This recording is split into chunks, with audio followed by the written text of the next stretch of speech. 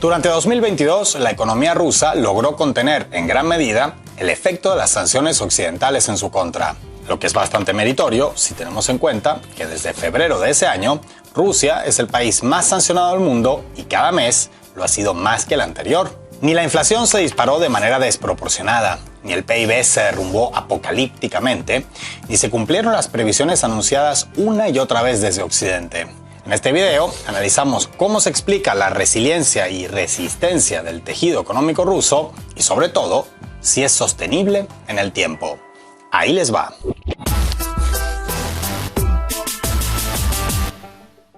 Cuando en febrero de 2022, a raíz de la escalada definitiva en el conflicto en el Donbass, Occidente enfiló una batería de sanciones nunca antes vistas en el mundo contra Rusia, muchos apostaron a que en cuestión de meses el país se convertiría en una nación en ruinas, sin nada que envidiar, valga la expresión, a la Rusia de la década de 1990. Sin embargo, nada de eso sucedió. El repunte inflacionario, que lo hubo, ojo, no fue, como se pretendía, anhelaba y anunciaba en la Unión Europea, es decir, dantescamente similar al de Zimbabue en 2007, sino que terminó siendo más bien parecido al de la Unión Europea durante 2022. Vaya.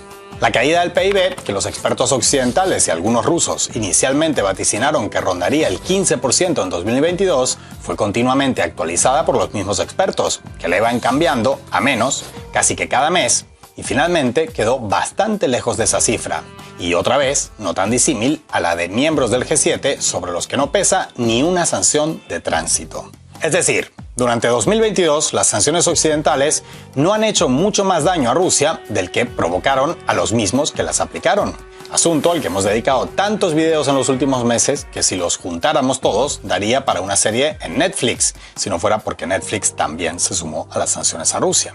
Pero es que además, algunos de los indicadores de la economía rusa durante 2022 fueron todavía mejores que el año anterior, como lo oyen.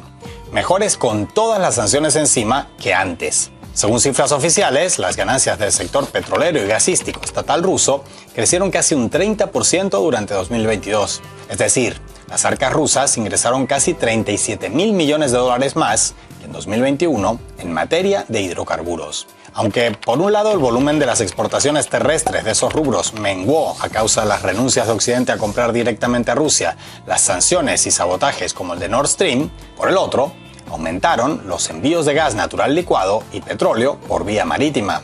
Lo paradójico del caso es que, todo en conjunto, Rusia no exportó mucho más hidrocarburos en volumen durante 2022 que durante 2021, pero al mismo tiempo ingresó casi un tercio más en dinero. Y todo bajo el peso de más de 13.000 medidas sancionatorias y topes de precios decretados por Occidente contra su gas, petróleo y carbón. ¿Cosa de magia negra? Magia rusa. Nada que ver. De hecho, la explicación es bastante lógica y está relacionada tanto con factores económicos, como la sobredemanda, como con factores psicológicos, como el trastorno bipolar. Cuando en Occidente, con la Unión Europea al frente, renunciaron gradualmente a comprar hidrocarburos a Rusia, pero sin renunciar a comprar esos mismos recursos rusos a terceros países, el efecto que lograron fue, lógicamente, que los precios aumentaran, ya que aparecieron intermediarios donde antes había una venta directa. Esto se aprende en el primer día de clase en cualquier universidad de economía y a quien no lo aprende lo mandan de regreso a preescolar. Pero además de eso, al mismo tiempo que Bruselas juraba y perjuraba que buscaba renunciar a adquirir energía rusa, sus países miembros comenzaron a comprar toda la que podían, de forma directa o vía intermediarios, por temor a un desabastecimiento durante el invierno y en previsión de los topes y sanciones que sabían que decretarían ellos mismos más adelante. Lógicamente, esas compras nerviosas también contribuyeron a que se dispararan los precios y, por tanto, a engordar las arcas rusas. Durante la primavera y verano boreal, Rusia llegó a ingresar, en promedio, alrededor de 3.000 euros por segundo en concepto de venta de hidrocarburos a la Unión Europea, según los datos de una ONG occidental. Es decir, en Bruselas, sobre todo, crearon una sobredemanda artificial y a mayor demanda, mayor precio. Algo que no enseñan en las universidades de economía porque ya se aprende en preescolar. ¿Quiere esto decir que Rusia puede echarse en una hamaca mientras contempla cómo desde Occidente siguen aplicando medidas que, lejos de perjudicarla en ciertos aspectos, incluso la benefician? Mucho ojito acá, porque 2022 es 2022 y 2023 es 2023. Es decir, el escenario en el que Rusia aumentó sus inmensos ingresos en materia de hidrocarburos con más sanciones que nunca en la historia, responde a unas circunstancias geopolíticas y mercantiles muy concretas, pero no necesariamente infinitas. Rusia resistió el primer embate mucho mejor de lo que esperaban en Occidente y también de lo que esperaban muchos en la propia Rusia. Pero una cosa es ser resistente y otra, invencible. En los primeros días de febrero entra en vigor tanto el veto aplicado por la Unión Europea a los derivados petrolíferos rusos, como la prohibición de Moscú de vender petróleo a los países que aplican el veto contra ese producto decretado en Bruselas. Un escenario de sanción respondida con sanción no vista hasta ahora, no en estas dimensiones al menos.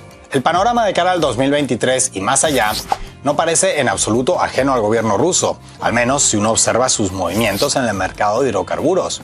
Durante 2022, el gasoducto Fuerza de Siberia, que conecta Rusia y China en Asia Oriental, bombeó un récord de 15.500 millones de metros cúbicos de gas, un aumento del 50% con respecto al año anterior. Según expertos del sector energético, el incremento de envíos de Gazprom hacia países asiáticos es ya prácticamente equivalente al recorte previsto hacia Europa. Y si China es la nueva clienta predilecta de gas ruso, la India parece ser destinada a ser la principal importadora de petróleo proveniente de Rusia. El, según algunos datos no oficiales, posiblemente ya país más poblado del mundo, multiplicó sus compras de petróleo ruso por 33 en apenas un año.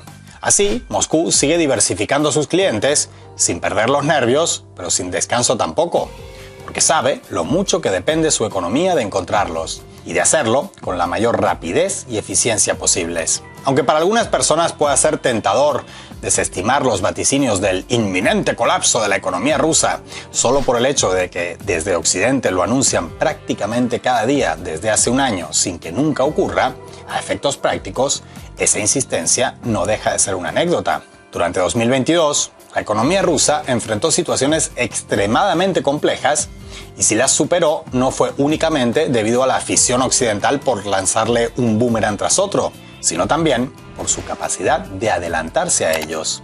Por lo visto en lo que llevamos de enero, nada indica que durante 2023 los obstáculos vayan a ser menores.